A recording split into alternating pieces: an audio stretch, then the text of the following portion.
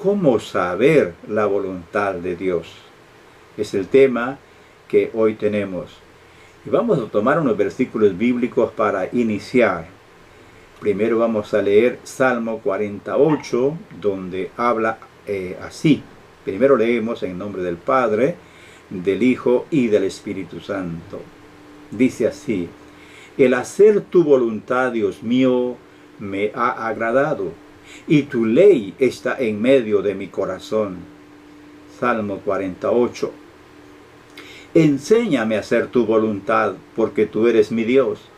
Tu buen espíritu me guíe a tierra de rectitud. Salmo 143, 10. Venga tu reino, hágase tu voluntad, como en el cielo, así también en la tierra. Mateo 6, 10.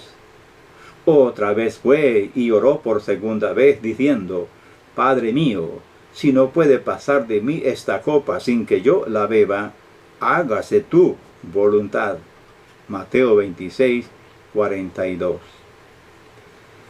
Muchos creyentes se hacen esta pregunta: ¿cómo saber la voluntad de Dios? Cuando escucho estas preguntas y observo la actitud de ciertas personas en cuanto a conflictos grandes que se consultan de una manera y de otra, y yo me pregunto, bueno, ¿qué es lo que está pasando con el pueblo de Dios? Están buscando la voluntad de Dios en una cosa y otra, en revelaciones, en visiones, en ayunos y cosas así por el estilo. Hermanos, sinceramente me da la impresión que hay una gran cantidad de creyentes y aún hasta pastores que no saben lo que tienen en sus manos en la Biblia. En otras palabras, no saben lo que es la Biblia, la palabra de Dios. Yo creo sinceramente que de lo que creemos acerca de la Biblia depende el conocimiento de la voluntad de Dios. En este mensaje intento responder en forma muy breve a esta pregunta: ¿cómo saber la voluntad de Dios? Para este propósito daremos una mirada así ligera, tipo relámpago, al Antiguo y el Nuevo Testamento, para que veamos que es en la Biblia donde encontramos revelada la voluntad de Dios. También quiero aclarar a nuestros amigos oyentes, hermanos en Cristo, que me voy a auxiliar de las notas de un libro que se titula Decidiendo a la manera de Dios. Este libro es distribuido por la editorial Vida y también está incluido en el programa bíblico Logos. Comencemos entonces. ¿Cómo sabía la voluntad del Señor el pueblo de Israel en el Antiguo Testamento? El autor que antes cité dice: a Israel se le enseñó a depender de los escritos divinamente dados a Moisés, mientras ellos comenzaron en las próximas páginas de la historia redentora. Este modelo de dependencia de la verdad ya revelada se refleja en cómo el resto de los autores del Antiguo Testamento se refieren a lo que ya se había enseñado a medida que enfrentan sus propios desafíos. Realmente esto es muy importante. Cuando leemos los salmos, por ejemplo, vemos que el salmista refleja en la ley sus luchas personales, y los profetas también presentan la ley como una norma para las responsabilidades de la nación. Israel como nación, desde luego, está formada de personas que toman decisiones. Se ve desde la perspectiva de cómo la gente se relaciona con lo que ya Moisés había enseñado. La vida se debe vivir basándose en la verdad y los valores del Pentateuco. Eso revela la palabra del Señor en el Antiguo Testamento. Si vamos a la literatura sapiencial del Antiguo Testamento, o sea, Proverbios, Eclesiastés, Cantar, por ejemplo, ahí vemos algo interesantísimo. Allí vemos que los creyentes, discerniendo la vida sobre la base de la meditación en cuanto a la palabra revelada de Dios. Si vamos a Job también, otro ejemplo, él mantuvo la percepción de su persona a pesar de las circunstancias y un cielo silencioso aparentemente. Él solo se vindicó al mirar atrás, según Job 42:2. Los distintos salmistas modelaron una meditación acerca de la vida desde una perspectiva bíblica. Un pasaje bien conocido por los evangélicos está en el Salmo 119. Y dicho así ligeramente, todo el Salmo 119 habla precisamente de la grandeza de la palabra de Dios que revela la voluntad del Todopoderoso. El salmista dice, ¿cómo puede el joven llevar una vida íntegra? Luego contesta, viviendo conforme a tu palabra. Yo te busco con todo el corazón. No dejes que me desvíe de tus mandamientos. En mi corazón atesoro tus dichos para no pecar contra ti. Salmo 119, verso 9 al 11. ¿Ve usted cómo meditaban los salmistas y cómo aplicaban la palabra a sus vidas? ¿Dónde encontraban la voluntad de Dios los salmistas? En la palabra escrita. La sabiduría de los proverbios también ahí refleja cómo la verdad ya revelada se convierte en el depósito de valores sobre el cual se construye la sabiduría. El primer capítulo de Proverbios ejemplifica la sabiduría como el producto del conocimiento que pasa de una generación a otra. La sabiduría del padre o maestro a menudo se personifica como la voz de Dios. Esta voz viene de leer y escuchar la instrucción y no de escuchar una voz añadida a lo que ya está disponible en la palabra de Dios. Fuera del libro de los Proverbios, un necio es la persona que no conoce a Dios. Salmo 14:1 y Jeremías 4:22. Pero en Proverbios, el necio es el opuesto al sabio. Los sabios son los que escuchan y obedecen las instrucciones de Dios. En contraste, el necio es lo contrario de la persona que vive de acuerdo con las enseñanzas de Dios. Eso lo podemos ver leyendo el libro de los Proverbios, por ejemplo, 10:8, verso 14, 11:29, 12:15, 14:3, 17:28, 29:9. También en los Proverbios vemos que el necio allí tiene muchas oportunidades para ser sabio, pero el necio rehúsa seguir la verdad revelada que está a su disposición. Como resultado, el producto del camino del necio es la necedad, lo opuesto al conocimiento piadoso.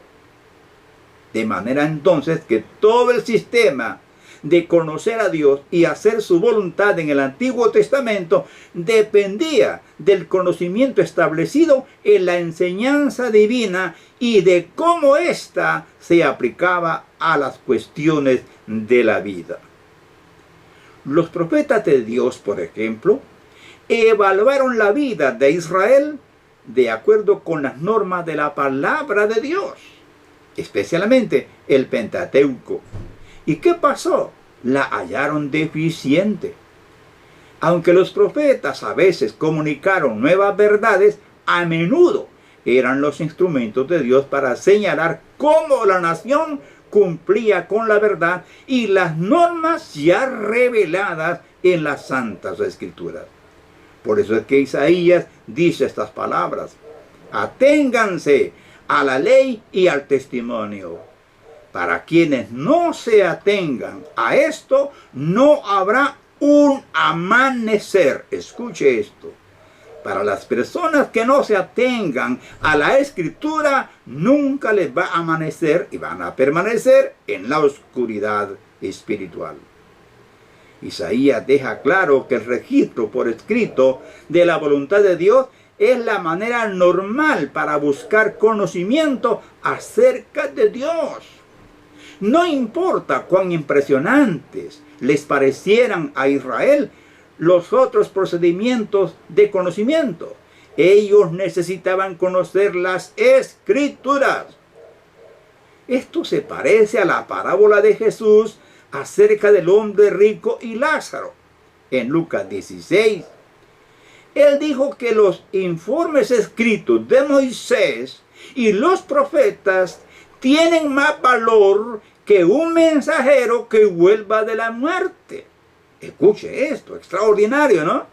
Es extraordinario. Como en el antiguo Israel, los cristianos modernos pierden mucho tiempo buscando soluciones sensacionalistas a su búsqueda para conocer a Dios y su voluntad. Soluciones que a veces se asemejan más bien a la adivinación pagana, en lugar de acomodarse para tener una larga y agradable lectura de la Biblia para conocer la voluntad de Dios. ¿Qué significa hacer la voluntad de Dios? Es una buena pregunta, ¿no? ¿Qué significa hacer la voluntad de Dios? Escuche, hacer la voluntad de Dios significa obedecer los mandamientos de Dios revelados en la Santa Biblia y punto. ¿Y dónde encontramos entonces los mandamientos de Dios? Pues lógico que los mandamientos de Dios están registrados en la Santa Biblia. No tenemos que orar para recibir alguna visión o una nueva revelación para saber cuál es la voluntad de Dios en algo que ya está claramente revelado en la Biblia. Por ejemplo, no tenemos que orar para saber si es pecado el adulterio, pues ya sabemos que está escrito que los inmorales no entrarán en el reino de los cielos. Otro ejemplo,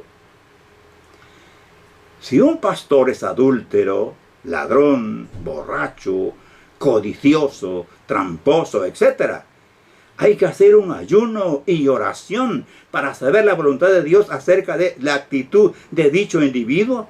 Por supuesto que no. ¿Qué hay que hacer? Hay que sacarlo del ministerio, aunque la mayoría lo apoye. ¿Por qué razón? Porque ya está revelado en la Biblia cuál es su voluntad con respecto al liderazgo de la iglesia. Lo ha revelado el Señor en su voluntad absoluta en la Biblia. Escuchemos lo que dice la Biblia al respecto. Si alguno anhela obispado, buena obra desea. Pero es necesario que el obispo sea irreprensible, que sea irreprensible, marido de una sola mujer, sobrio, prudente, decoroso, hospedador, apto para enseñar, no dado al vino, no pendenciero, no codicioso de ganancias deshonestas, sino amable, apacible, no avaro, que gobierne bien su casa, que tenga a sus hijos en sujeción con toda honestidad. Pues el que no sabe gobernar su propia casa, ¿cómo cuidará de la iglesia de Dios? No un neófito, no sea que envaneciéndose caiga en la condenación del diablo. También es necesario que tenga buen testimonio de los de afuera, para que no caiga en descrédito y en el lazo del diablo. 1 Timoteo 3:2 al 6. Es más claro que el agua pura, aquí el Señor en su voluntad. Como puede ver, no hay un misterio cuando está claramente revelado en la revelación absoluta de la palabra de Dios, o sea, la Biblia. El gran problema, el meollo del problema está cuando se pierde respeto a la Santa Biblia, cuando se hace a un lado y prevalecen mis opiniones o las opiniones o los intereses personales. Cuando prevalecen esas cosas, la Biblia se hace a un lado y entonces es que aparecemos con actos de locura. Si la Biblia es la única regla infalible de fe y conducta de la fe cristiana, debemos obedecerla. De lo contrario, nos vamos a ir al infierno, señores. La Biblia es el código eterno por medio del cual seremos juzgados en el supremo día. Es también la única regla infalible de fe y conducta. Nos perdemos porque queremos. En los evangelios, Jesús declara que la conformidad a la voluntad de Dios revelada en su palabra, en particular su enseñanza moral, es una evidencia de la verdadera salvación. Dicho en otras palabras, nuestro Señor Jesús nos enseña que la obediencia, la sujeción a la voluntad de Dios revelada en su palabra, especialmente en lo que tiene que ver con la moral cristiana, es señal de que hemos sido salvados. Esta es la voluntad de Dios. Va seguida con la enseñanza moral, amados hermanos. No nos perdamos, por favor. Esto se observa leyendo con cuidado las cartas paulinas también. En 1 Tesalonicenses 4, 3 al 8, ahí vemos en esos versículos, la voluntad de Dios es que sean santificados. ¿Cómo es eso, ser santificados? Quiere decir que cumplan las instrucciones morales que él está señalando en el párrafo.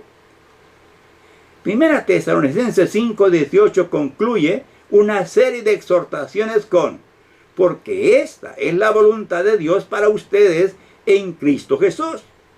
Primera de Pedro 2.15 también dice, en medio del contexto de ese párrafo bíblico de que habla Pedro, dice Pedro, porque esta es la voluntad de Dios, que practicando el bien hagan callar la ignorancia de los insensatos.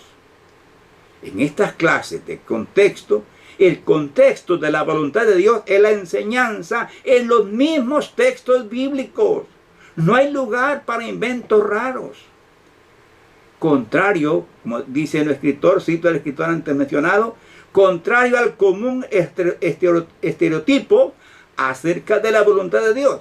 La Biblia nunca exhorta a un creyente a buscar la voluntad de Dios. Oiga lo que dice este autor. La Biblia no exhorta en ninguna parte a que el creyente busque la voluntad de Dios. No hay necesidad, dice el escritor, de buscar la voluntad de Dios porque nunca estuvo perdida. Quizá la razón por la cual a menudo consideramos que no podemos encontrar una respuesta a nuestras preguntas es porque estamos exigiendo que la Biblia produzca información que no se diseñó para producirse. En otras palabras, muchas veces buscamos que la Biblia apruebe lo que nosotros pensamos.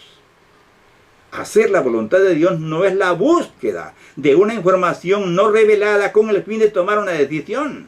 Por el contrario, debemos conformar nuestras actitudes y conducta a lo que Dios ya enseñó en su palabra. Esto es parte de la estructura de las enseñanzas de nuestro Señor Jesucristo. Al leer los evangelios nos damos cuenta de esta verdad. La voluntad moral de Dios se presentó en la enseñanza bíblica acerca de las actitudes y conducta.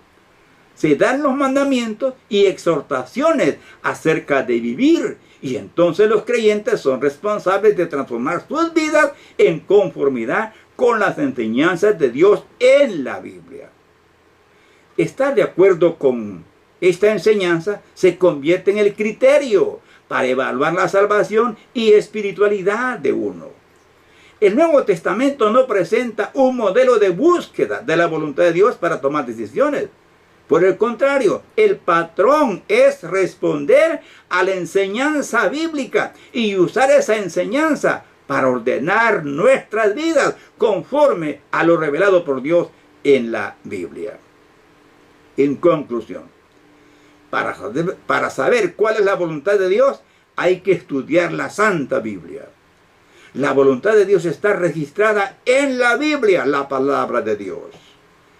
Hacer la voluntad de Dios es obedecer los mandamientos que están en la Biblia, la palabra inspirada por el Espíritu Santo. Así está escrito. Aténganse a la ley y al testimonio. Para quienes no se atengan a esto, no habrá un amanecer. Isaías 8, 19, 20. Nuestras decisiones o actitudes deben basarse en los valores y principios bíblicos, aunque sea en contra de la opinión de las mayorías.